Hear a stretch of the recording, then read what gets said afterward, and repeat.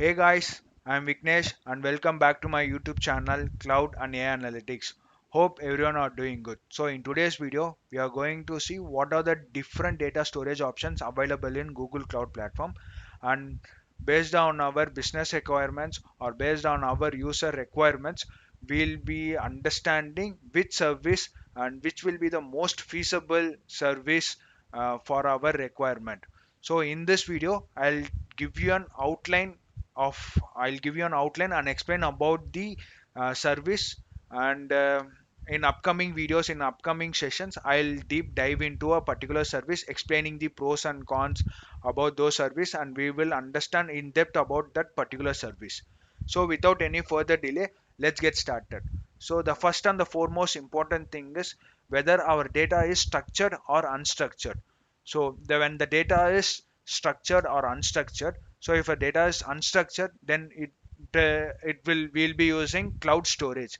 So what is unstructured data? So unstructured data, it means it has binary blobs, that is big large binary large objects or files such as videos and images. So these are the unstructured data. So if it is unstructured data, we will be directly using cloud storage bucket.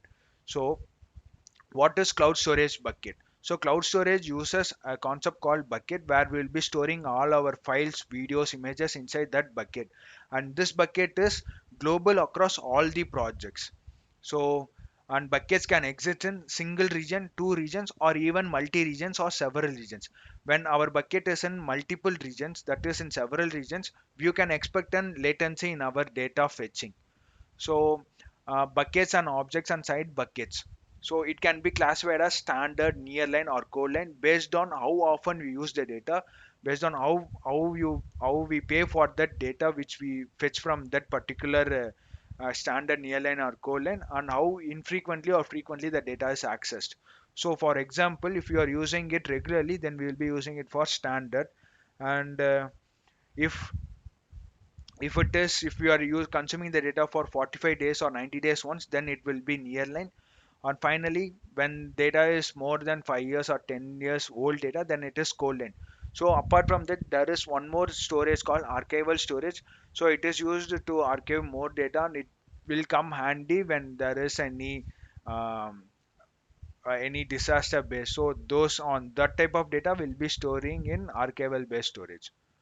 So one of the key features of cloud storage is its storage event trigger.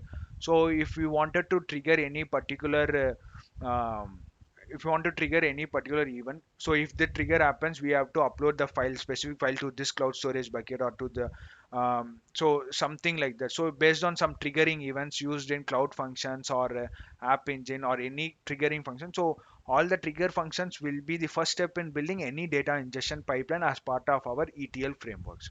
So this is what Google Cloud Storage is. So the next is the data is structured.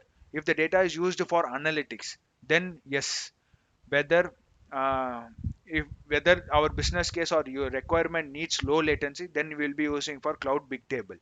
If there is no latency issue, then we will be using BigQuery. So we will see now in detail about it. So if our data is structured, then we need some sort of database, and there are plenty of choose. Let's ask if the data is for analytics purpose. If it is for analytics purpose to find some insight, meaningful insights, or to build machine learning models, so the data used for building machine learning models. So all those things will be, if that is the case, then we'll be using Bigtable or BigQuery. So the real question is when to use Bigtable and when to use BigQuery. So when needed, low latency access to database, low latency access to database. Perhaps you have some time series data that needs to write thousands, even millions of rows a second. So in that case, you will be using Cloud Bigtable. So what is Cloud Bigtable? Cloud Bigtable is Google's petabyte scale wide column NoSQL database designed for high throughput and scalability. So this is what Cloud Bigtable is, and Bigtable is designed for wide column key value data. So in case if entries have single key and multiple columns, and the whole system is designed for very high volume, right? Then Cloud Bigtable is the absolute choice. It is suited for time series or transactional or Internet of Things data. So when the other cases, if the latency is not an issue, then we will be preferring a big data warehouse solution called Google BigQuery. So Google BigQuery is again petabyte scale data platform. BigQuery is designed to be your big data warehousing, storing incredible amount of data, but in a similar relational database way, like in a SQL way.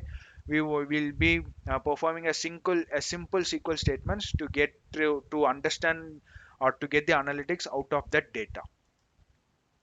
So BigQuery can retain historical data for little cost, the same as Google Storage itself. So it can also store historical data for little cost, like little cost for Google Storage itself, like Google Cloud Storage itself. So it is basic foundations of business intelligence systems or train machine learning models on its data set. So there is one other options like BigQuery ML, BQ engine, all those things that will be part of BigQuery itself. So BigQuery and Bigtable are both data warehouses in Google Cloud Platform. So we have decided it. So now the data is not used for analytics purpose. It is used for relational purpose. Then based on relational, we have two services. One is scalability. The other one is we don't need any scalability. So when scalability is it's most important, then we'll be using Cloud Spanner service. When scalability is not required, we'll be using Cloud SQL. So as I told you earlier, data is not for analytics, it is for relational data. So we GCP has great choices over here. So so based on some few criterias, we need how much scale do you need? So we need like is there scaling requirement is there? Does your application serve multiple regions? If your application is deployed in multiple regions and it needs a scale, does your database need to be accessed with strong consistency from anywhere in the world? So if your use cases demands all these 3 points, then Cloud Spanner is the absolute choice for it. What is Cloud Spanner? Cloud Spanner, a groundbreaking managed service that promises high availability, consistency on horizontal scaling. So if this is the requirement, then we will be using for Cloud Spanner. If if it answers these three questions, no, like how much scale do you need? Does your application serves multiple global regions? Need to be accessed with strong consistency from anywhere in the world. If your use case answers these three questions, then Cloud Spanner is the absolute choice. So what is like it like there is no need for scalability. Then traditional databases like MySQL, SQL Server, and Postgres in Cloud SQL. So Cloud SQL even has built-in backups, replicas, and failover. It doesn't scale horizontally, whereas in Cloud Spanner it scales horizontally, but whereas in Cloud SQL it scales vertically, which means you can change the size of instance type if you need add more CPU or RAM. So when Cloud SQL is related to region, whereas Cloud Spanner is not associated with region, it also used for multi-region as well. So what happens then? It is not used for a relational database. It is used only for NoSQL.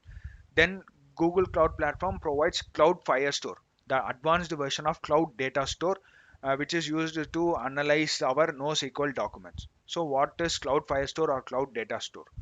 So Cloud Firestore is Google's proprietary NoSQL document store with fully managed auto-scaling NoSQL documents.